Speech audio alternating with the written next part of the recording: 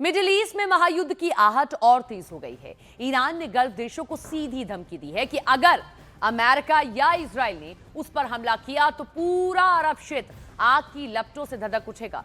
Tehran ने अपने परमाणु कार्यक्रम को रेड लाइन बताते हुए खाड़ी के पावर सेंटर्स को निशाना बनाने का अल्टीमेटम दे दिया और दूसरी तरफ अमेरिकी राष्ट्रपति डोनाल्ड ट्रंप ने साफ दावा किया कि हमारे पास हथियारों की कोई कमी नहीं है और अमेरिका हर चुनौती का मुंहतोड़ जवाब देने के लिए पूरी तरह तैयार है।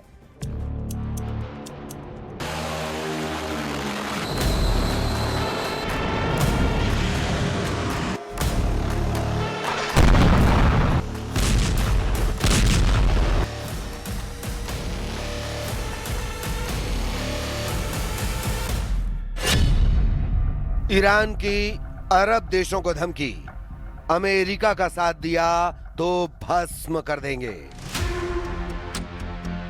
भले अमेरिका दावा करे कि उसने ईरान पर हमला इसलिए कम या रोक दिए हैं ताकि बातचीत से मसले को सुलझाया जा सके, लेकिन ईरान जिस तरह के तेवर और तैयारियां कर रहा है उसने अमेरिका, इजराइल और अरब देशों के होश उड़ा दिए हैं। ईरान ने अपनी युद्ध की रणनीति पूरी तरह से अरब देशों पर फोकस कर दी है। अरब में अमेरिका के 8 मुख्य सैन्य ठिकानों पर ईरान ने बड़े हमले की तैयारी पूरी कर ली है। साथ ही अरब देशों को आखिरी अल्टीमेटम देते हुए 2 टूक कह दिया है कि अगर अमेरिका का साथ दिया तो अरब के टुकड़े टुकड़े कर देंगे। इधर दूसरी तरफ कुछ खबरों में दावा किया गया है कि ईरान परमाणु बम बनाने के करीब है। इस खबर के सामने आने के बाद से सबसे ज्यादा टेंशन में अमेरिका, इजराइल और सऊदी अरब आ चुके हैं। इन हालात को देखते हुए वॉर एक्सपर्ट्स का साफ कहना है कि आने वाले दिनों में ईरान युद्ध बेहद खूनी और विनाशक साबित होगा। हम शुरुआत करते हैं ईरान की उस धमकी से जिसने पूरे अरब वर्ल्ड को दहशत में डाल दिया है। ईरान का आखिरी अल्टीमेटम, अरब में तेहरान का आपातकाल। पश्चिम एशिया यानी मिडिल ईस्ट एक ऐसी भयावह आग की चपेट में है जिसकी लपटें अब सिर्फ तेहरान या तेल अवीव तक सीमित नहीं है। ईरान ने एक ऐसी धमकी दे दी है जिसने खाड़ी देशों की रातों की नींद हराम कर दी है।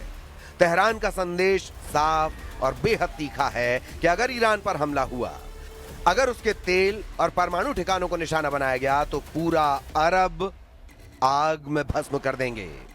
गल्फ कंट्रीज यानी सऊदी अरब, संयुक्त अरब अमीरात यानी यूएई, कतर और कुवैत, इन सभी देशों के ऊर्जा केंद्रों पर ईरान की मिसाइलों की सीधी नोक है। दुनिया के सबसे बड़े तेल और गैस ढांचों को तबाह करने की चेतावनी दी जा चुकी है। ईरान के विदेश मंत्री अब्बास अरागची ने ओमान, कतर, सऊदी अरब और तुर्की के जरिए अरब देशों को सीधे संदेश भेजा है कि यदि अमेरिका ने ईरान पर नया सैन्य हमला किया तो तेहरान पूरे अरब क्षेत्र की तेल रिफाइनरियां, पावर ग्रिड और वाटर इंफ्रास्ट्रक्चर को निशाना बनाएगा। यह केवल एक खोखली धमकी नहीं है, बल्कि दुनिया की 20% ऊर्जा आपूर्ति की रीढ़ पर लटका हुआ वो चाकू है जो कटते ही वैश्विक अर्थव्यवस्था को पटरी से उतार सकता है। हालिया रिपोर्ट्स के अनुसार ईरान ने ओमान और दूसरे मध्यस्थों के जरिए गल्फ देशों को सीधा और सख्त चेतावनी वाला लेटर भेजा है। इस चेतावनी का लब्बो-लुआब यह है कि अगर गल्फ देशों ने अपने एयर स्पेस या अपनी जमीन का इस्तेमाल अमेरिका या इजराइल को ईरान पर हमला करने के लिए करने दिया तो तेहरान उन्हें अमेरिका का सहयोगी मानकर उनकी रिफाइनरीज, गैस पाइपलाइनों और पोर्ट्स को फूंक देगा। यही वजह है कि रियाद से लेकर अबू धाबी तक भारी खलबली है। खाड़ी देश इस युद्ध में न्यूट्रल रहने का दबाव बना रहे हैं और वॉशिंगटन पर लगातार ये जोर दे रहे हैं कि वो तेहरान के खिलाफ ऐसा कोई कदम ना उठाए जिससे पूरा मिडिल ईस्ट बारूद के ढेर में तब्दील हो जाए। ولی خب ادامه پیدا کرد. رهبر جدید عزیز ما دوباره انتخاب شد. امکان ارتباط با ایشون الان خیلی سخته، ولی به هر حال بودنش نقطه قوت بسیار بالایی است برای ما که بتونیم روند رو ادامه بدیم. ट्रंप का बहुत बड़ा दावा, हमारे पास हथियारों का नया जखीरा। ईरान पर लगातार हमले अमेरिका के लिए आर्थिक और सैन्य रूप से बेहद महंगे साबित हो रहे हैं। कुछ रिपोर्ट्स में दावा किया गया है कि अमेरिकी हथियारों के घटते भंडार, जिसमें ATACMS यानी आर्मी टैक्टिकल मिसाइल सिस्टम में 80 से 90% तक की कमी आ चुकी है। PRSM यानी प्रिसिजन स्ट्राइक मिसाइल की भारी मात्रा में खपत से अमेरिकी सेना के पास अगली पीढ़ी के स्टॉक में भारी गिरावट दर्ज हुई है। वहीं पैट्रियट एयर डिफेंस इंटरसेप्टर्स 65% तक इस्तेमाल किए जा चुके हैं। थर्ड इंटरसेप्टर मिसाइलों में 38% से ज्यादा का इस्तेमाल हो चुका है। ऐसे हालात में सवाल है कि अमेरिका ईरान से आगे की जंग कैसे लड़ेगा।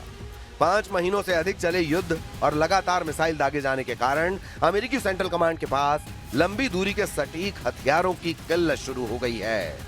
रक्षा विशेषज्ञों का मानना है कि यदि ट्रंप प्रशासन बड़े पैमाने पर अभियानों को फिर से शुरू करता है तो अमेरिकी सेना को जोखिम भरे विकल्पों जैसे लड़ाकू विमानों से सीधे बमबारी पर निर्भर होना पड़ेगा, जहां पायलटों की जान जाने का खतरा कहीं अधिक है।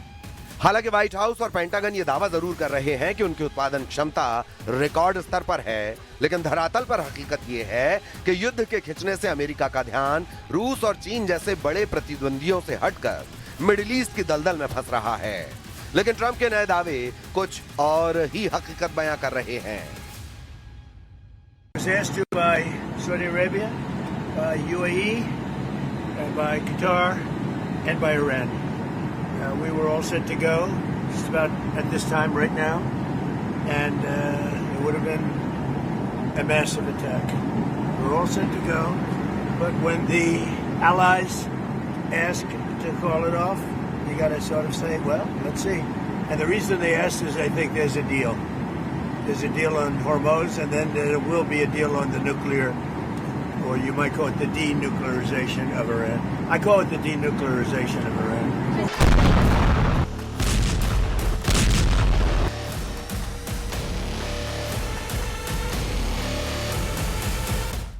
ईरान ने अमेरिका, इजराइल, अंतर्राष्ट्रीय परमाणु एजेंसी IAEA को साफ संदेश दिया। ईरान ने कहा कि उसके अहम परमाणु ठिकानों के दरवाजे नहीं खुलेंगे। आखिर इंस्फान, फोर्दो, नंताज क्यों बने हैं दुनिया की सबसे बड़ी टकराव की वजह, और क्यों बढ़ सकता है पश्चिम एशिया में परमाणु तनाव? इस रिपोर्ट से समझिए। ईरान के परमाणु ठिकानों पर अगर अमेरिका और इजराइल की सीधी पहुंच हो जाती है तो ये वाकई में अमेरिका और इजराइल की ईरान पर सीधी जीत साबित करने का बेहतरीन मौका हो सकता है। लेकिन मौजूदा हालात में ईरान ने अपने तेवरों से फिर साबित कर दिया है कि ईरान रत्ती भर झुकने वाला नहीं है। जरा खबर को समझ लीजिए। अमेरिका अंतर्राष्ट्रीय परमाणु एजेंसी IAEA की आड़ में ईरान के परमाणु प्रोग्राम पर क्या नकेल करने की कोशिश कर रहा है, और कैसे ईरान अमेरिका और इजराइल के इस परमाणु पंजे से खुद को बचाने में जुटा है। नहीं दिखाएंगे ईरानी परमाणु, ट्रंप के परमाणु पंजे पर प्रहार। ईरान ने IAEA को परमाणु ठिकानों तक पहुंच देने से साफ इनकार कर दिया है। ईरानी संसद के स्पीकर मोहम्मद बाकर कालिबाफ ने एक ऐसा बयान दिया है जिसे सुनकर अंतर्राष्ट्रीय परमाणु एजेंसी IAEA, राष्ट्रपति ट्रंप और प्रधानमंत्री नेतन्याहू के होश उड़ गए हैं। मोहम्मद बाकर कालिबाफ ने 2 टूक कहा कि ईरानी कानून इस बात की अनुमति नहीं देता है कि IAEA ईरान के 3 परमाणु ठिकानों का दौरा करे। ईरान के इस्फहान, फोर्दो और नतांज परमाणु ठिकाने ईरान के परमाणु कार्यक्रम के मजबूत स्तंभ माने जाते हैं। तीनों तकनीकी रूप से एक दूसरे से जुड़े हुए हैं।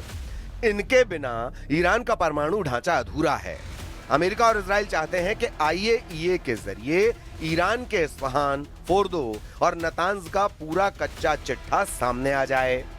IAEA चाहता है कि वो ईरान के तीनों परमाणु साइट्स इस्फहान, फोर्दो और नतांज का बारीकी से निरीक्षण करे और पता लगाए कि आखिर ईरान का 440 किलो 60% संवर्धित यूरेनियम कहां छिपा है। अब आप ये भी जान लीजिए कि ईरान के तीनों परमाणु अड्डे इतने ज्यादा अमेरिका, इजराइल और IAEA की आंखों की किरकिरी क्यों बने हुए हैं। इस्फहान न्यूक्लियर फैसिलिटी, यहां मुख्य रूप से यूरेनियम कन्वर्जन फैसिलिटी यानी UCF काम करती है। देश की खदानों से जो कच्चा यूरेनियम लाया जाता है, जिसे येलो केक कहते हैं, उसे यहां रासायनिक प्रक्रिया के जरिए यूरेनियम हेक्साफ्लोराइड गैस यानी UF6 में बदला जाता है। इसी गैस को बाद में संवर्धन के लिए दूसरे संयंत्रों में भेजा जाता है।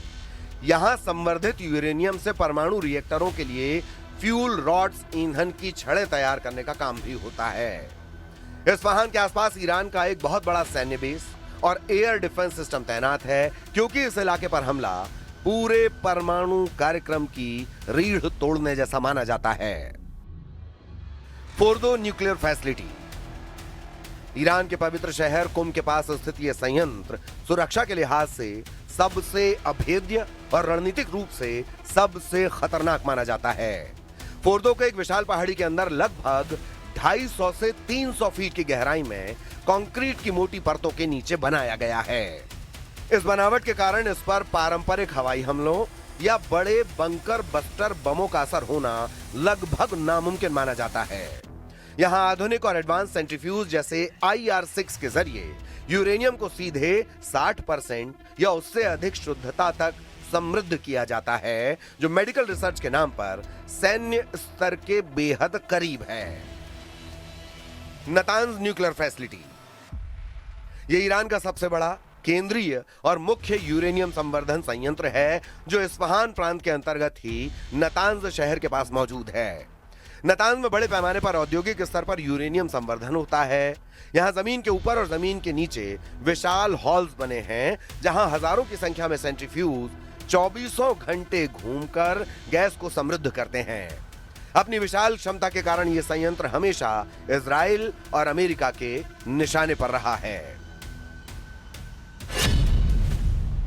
इसीलिए ईरान ने दो टूक कहा है कि हाल में हमले का शिकार हुए अपने परमाणु ठिकानों का निरीक्षण करने के लिए अंतर्राष्ट्रीय परमाणु ऊर्जा एजेंसी के निरीक्षकों को अनुमति नहीं देगा। ईरानी संसद के अध्यक्ष मोहम्मद बाघिर कालिबाफ ने कहा कि इन ठिकानों तक IAEA की पहुंच की खबरें पूरी तरह गलत हैं और देश का कानून इसकी इजाजत नहीं देता। सरकारी टीवी चैनल IRIB को दिए साक्षात्कार में गालिबाफ ने कहा कि ईरानी संसद और सर्वोच्च राष्ट्रीय सुरक्षा परिषद ने ऐसा कानून बनाया है जिसके तहत बमबारी से प्रभावित परमाणु स्थलों तक किसी भी परिस्थिति में विदेशी निरीक्षकों को पहुंच नहीं दी जा सकती। उन्होंने कहा कि निरीक्षकों को वहीं पहुंच मिलेगी जिसकी अनुमति सर्वोच्च राष्ट्रीय सुरक्षा परिषद देगी। ईरानी संसद के अध्यक्ष मोहम्मद बाकिर कालिबाफ ने दो टूक कहा कि फिलहाल IAEA को केवल 2 परमाणु प्रतिष्ठानों बुशहर परमाणु ऊर्जा संयंत्र और तेहरान अनुसंधान रिएक्टर तक ही सीमित पहुंच दी गई है और ईरान इसी व्यवस्था का पालन करेगा। इस समय दुनिया नाजुक मोड़ पर खड़ी है। एक तरफ डोनाल्ड ट्रंप का मैक्सिमम प्रेशर अभियान और इजराइल का आक्रामक रुख है, तो दूसरी तरफ ईरान का आर पार का मूड और गल्फ देशों को जलता देखने की उसकी सीधी धमकी। एक गलतफहमी या एक भटकी हुई मिसाइल पूरे मिडिल ईस्ट को तीसरे विश्व युद्ध की ज्वाला में धकेल सकती है। अगर गल्फ जलता है तो उसकी लपटों से पूरी दुनिया का झुलसना तय है। अब देखना यह होगा कि वॉशिंगटन और तेहरान कूटनीति का रास्ता चुनते हैं या मिडिल ईस्ट की इस बारूद की सुरंग में माचिस की तीली लगा दी जाती है।